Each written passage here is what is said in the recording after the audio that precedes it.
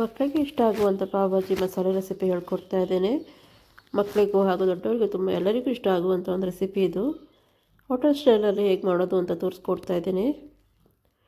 ಮೊದಲಿಗೆ ಒಂದು ಕುಕ್ಕರ್ಗೆ 1 ಕಪ್ನಷ್ಟು ಕ್ಯಾರೆಟ್, ಹಾಗೆ 1 ಕಪ್ನಷ್ಟು ಆಲೂಗಡ್ಡೆ, ಹಾಗೂ 1 ಕಪ್ನಷ್ಟು ಬೀಟ್ರೋಟ್ ಹಾಕ್ಕೊಳ್ತಾ ಇದ್ದೀನಿ. ಕಲರಿಗೋಸ್ಕರ ಹಾಕ್ಕೊಳ್ತಾ ಇದ್ದೀನಿ. ಅರ್ಧ ಕಪ್ ಕ್ಯಾಪ್ಸಿಕಮ್, 1 ಕಪ್ ಬಟಾಣಿ, ಹಾಗೆ 1 ಕಪ್ ಟೊಮೊಟೊ ಹಣ್ಣು ಹಾಕ್ಕೊಂಡು ಸ್ವಲ್ಪ ನೀರನ್ನು ಹಾಕ್ಕೊಂಡು ಹಾಗೆ ಸ್ವಲ್ಪ ಉಪ್ಪನ್ನು ಹಾಕ್ಕೊಳ್ತಾ ಇದ್ದೀನಿ ರುಚಿಗೆ ತಕ್ಕಷ್ಟು. ಈಗ ಇದನ್ನು 2 ವಿಷಲ್ ಬರೋ ತನಕ ಬೇಯಿಸ್ಕೊಳ್ಬೇಕು. ಇದಕ್ಕೆ ಒಂದು ಮಸಾಲೆಯನ್ನು ರೆಡಿ ಮಾಡ್ಕೊಳ್ತಾ ಇದ್ದೀನಿ. ಬ್ಯಾಡಗಿ ಮೆಣಸನ್ನು ಬಿಸಿನೀರಲ್ಲಿ ಒಂದು 10 ನಿಮಿಷ ನೆನೆಸ್ಕೊಳ್ಬೇಕು. ನಂತರ ಇದನ್ನು ಮಿಕ್ಸರ್ ಜಾರ್ಗೆ ಹಾಕ್ಕೊಂಡು 2 ಗೆಡ್ಡೆಯಷ್ಟು ಬೆಳ್ಳುಳ್ಳಿ ಹಾಗೆ 1 ಸ್ಪೂನಷ್ಟು ಜೀರಿಗೆನ ಹಾಕ್ಕೊಂಡು ರುಬ್ಕೊಳ್ತಾ ಇದ್ದೀನಿ. ಸ್ವಲ್ಪ ನೀರು ಹಾಕ್ಕೊಂಡು ರುಬ್ಕೊಳ್ತಾ ಇದ್ದೀನಿ. ಇದು ತುಂಬ ಟೇಸ್ಟ್ ಕೊಡುತ್ತೆ ಪಾವ್ ಭಾಜಿ ಮಸಾಲೆಗೆ. ಸ್ವಲ್ಪ ಬಟರನ್ನು ಹಾಕ್ಕೊಳ್ತಾ ಇದ್ದೀನಿ. ಹಾಗೆ 1 ಸ್ಪೂನ್ ಎಣ್ಣೆಯನ್ನು ಕೂಡ ಹಾಕ್ಕೊಳ್ತಾ ಇದ್ದೀನಿ.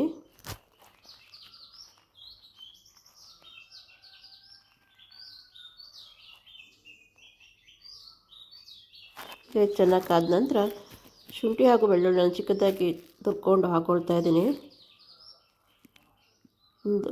ಒಂದು ಗೆಡ್ಡೆ ಬೆಳ್ಳುಳ್ಳಿ ಹಾಗೆ ಒಂದು ಅರ್ಧ ಇಂಚಿನಷ್ಟು ಶುಂಠಿಯನ್ನು ತುರ್ಕೊಳ್ಬೇಕು. ಹಾಗೆ ಒಂದು 2 ರಿಂದ 3 ಹಸಿಮೆಣಸನ್ನು ಕಟ್ ಮಾಡಿ ಹಾಕ್ಕೊಳ್ತಾ ಇದ್ದೀನಿ. ಕ್ಯಾಪ್ಸಿಕಮ್ ಒಂದು ಅರ್ಧ ಕಪ್ನಷ್ಟು ಹಾಕ್ಕೊಳ್ತಾ ಇದ್ದೀನಿ. ಹಾಗೆ ಆನಿಯನ್ 1 ಕಪ್ ತಗೊಂಡಿದ್ದೀನಿ. ಚಿಕ್ಕದಾಗಿ ಕಟ್ ಮಾಡ್ಕೊಳ್ಬೇಕು ಆನಿಯನ್ನ.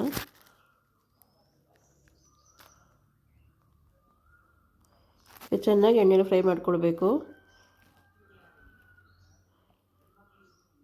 ಇದಕ್ಕೆ ಬಟರ್ ಹಾಕಲೇಬೇಕು, ಅದೇ ಟೇಸ್ಟ್ ಕೊಡೋದು ಪಾವ್ ಭಾಜಿ ಮಸಾಲೆಗೆ. ಈಗ ಒಂದು ಸ್ವಲ್ಪ ಟೊಮೊಟೊ ಹಣ್ಣು ಹಾಕ್ಕೊಳ್ತಾ ಇದ್ದೀನಿ. ಅರ್ಧ ಕಪ್ನಷ್ಟು ಹಾಕ್ಕೊಳ್ತಾ ಇದ್ದೀನಿ. ಈಗ ಜೀರಿಗೆ ಒಂದು ಅರ್ಧ ಸ್ಪೂನ್ ಹಾಕ್ಕೊಳ್ತಾ ಇದ್ದೀನಿ. ಇದಕ್ಕೆ ಚೆನ್ನಾಗಿ ಫ್ರೈ ಮಾಡ್ಕೊಳ್ಬೇಕು. ತಡ ಹಿಡಿದಂತೆ ಕೈ ಆಡಿಸ್ತಾನೆ ಇರಬೇಕಾಗುತ್ತೆ.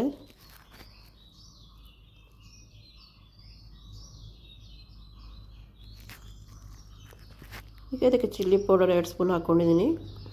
ಹಾಗೆ ಕೊರಿಯಾಂಡರ್ ಪೌಡರ್ ಕೂಡ 2 ಸ್ಪೂನ್. ಪಾವ್ ಭಾಜಿ ಮಸಾಲೆಯನ್ನು ಒಂದು 3 ಸ್ಪೂನ್ ಹಾಕ್ಕೊಂಡಿದ್ದೀನಿ.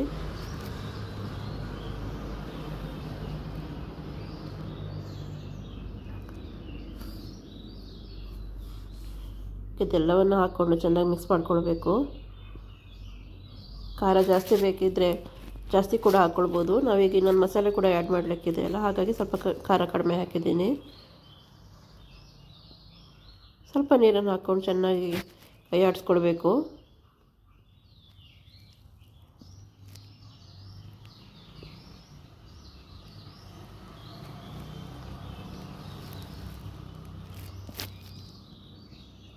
ಈಗಾಗಲೇ ಬೇಯಿಸ್ಕೊಂಡಿರೋ ತರಕಾರಿ ಇದೆಯಲ್ಲ, ಅದನ್ನು ಇದಕ್ಕೆ ಹಾಕ್ಕೊಳ್ತಾ ಇದ್ದೀನಿ.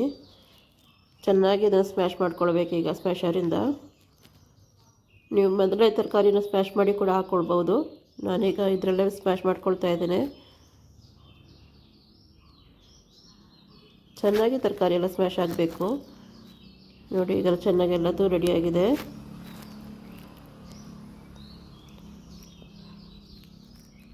ಈಗ ಇದಕ್ಕೆ ರುಚಿಗೆ ತಕ್ಕಷ್ಟು ಉಪ್ಪು ಹಾಕ್ಕೊಳ್ತಾ ಇದ್ದೀನಿ. ಹಾಗೆ ಈಗಾಗಲೇ ರೆಡಿ ಮಾಡ್ಕೊಂಡಿರೋ ಮಸಾಲೆಯನ್ನು ಕೂಡ ಹಾಕ್ಕೊಳ್ತಾ ಇದ್ದೀನಿ.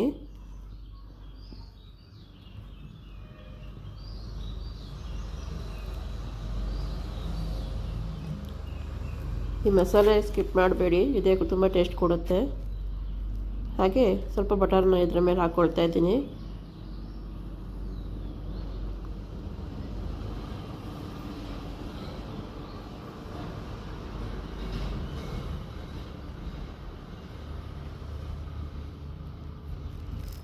ಈಗ ಪಾವ್ ಭಾಜಿ ಮಸಾಲೆ ರೆಡಿಯಾಗಿದೆ.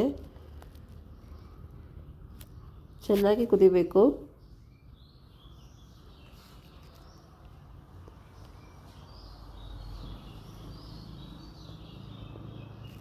ಚೆನ್ನಾಗಿ ಕುದಿ ಬರ್ತಾ ಇದೆ.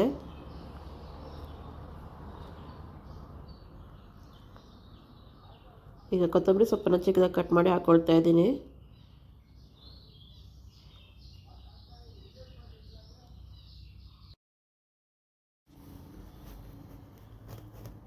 ಈಗ ರೆಡಿಯಾಗಿದೆ ಪಾವ್ ಭಾಜಿ ಮಸಾಲೆ. ಈಗ ಇನ್ನೊಂದು ತವಾದ ಮೇಲೆ ಸ್ವಲ್ಪ ಬೆಣ್ಣೆನ ಹಾಕ್ಕೊಳ್ತಾ ಇದ್ದೀನಿ. ಬೆಣ್ಣೆ ಹಾಕ್ಕೊಂಡು ಇದಕ್ಕೆ 1 ಸ್ಪೂನಷ್ಟು ಪಾವ್ ಭಾಜಿ ಮಸಾಲೆನ ಹಾಕ್ಕೊಳ್ತಾ ಇದ್ದೀನಿ. ಹಾಗೆ ಈಗಾಗಲೇ ರೆಡಿ ಮಾಡ್ಕೊಂಡಿರೋ ಮಸಾಲೆ ಇದೆಯಲ್ಲ ಅದು ಕೂಡ ಸ್ವಲ್ಪ ಹಾಕ್ಕೊಳ್ತಾ ಇದ್ದೀನಿ. ಈಗ ಎಲ್ಲ ಹಾಕಿ ಚೆನ್ನಾಗಿ ಮಿಕ್ಸ್ ಮಾಡ್ಕೊಳ್ಬೇಕು. ಹಾಗೆ ಹಂಚಿಗೆ ಸ್ಪ್ರೆಡ್ ಮಾಡ್ಕೊಳ್ಬೇಕು ಇದನ್ನು. ಈಗ ಪಾವನ ಹಾಕ್ಕೊಳ್ತಾ ಇದ್ದೀನಿ. ಮಧ್ಯದಲ್ಲಿ ಕಟ್ ಮಾಡಿ ಈ ಥರ ಹಾಕ್ಕೊಳ್ಬೇಕು.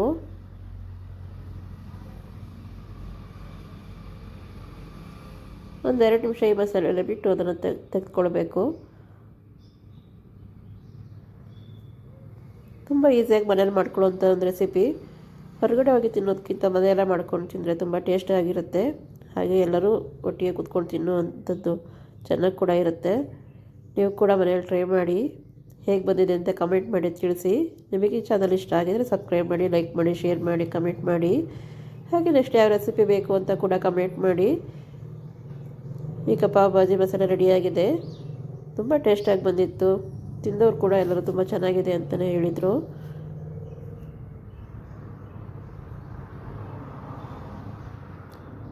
ನೀವು ಕೂಡ ಟ್ರೈ ಮಾಡಿ, ಹೇಗೆ ಬಂದಿದೆ ಅಂತ ತಪ್ಪದೆ ತಿಳಿಸಿ. ಥ್ಯಾಂಕ್ ಯು ಎಲ್ಲರಿಗೂ.